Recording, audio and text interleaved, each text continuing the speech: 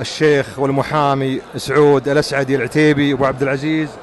أول شيء الله يحييك أبو عبد العزيز ومرحبا بك عند معارفكم تمطير. كلمتك بهذه المناسبة.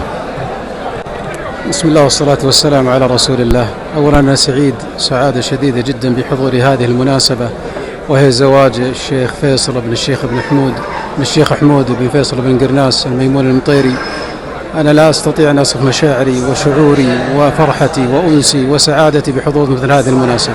أخ عزيز وقبيلة عزيزة وشيخ كريم وله في القلب منزلة، وإما لبين الشيخ حمود من اللب، إما علينا له من علاله، إما علينا للمطير من علاله، ولله الحمد والمنة.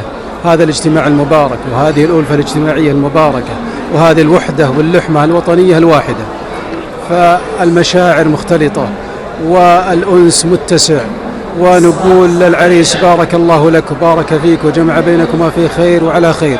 إحصان وابن إحصان من حصن ونعم والف نعم، ولا تسدكم الله يا مطير، وكفوا تستاهلون الناموس والعلم الغانم.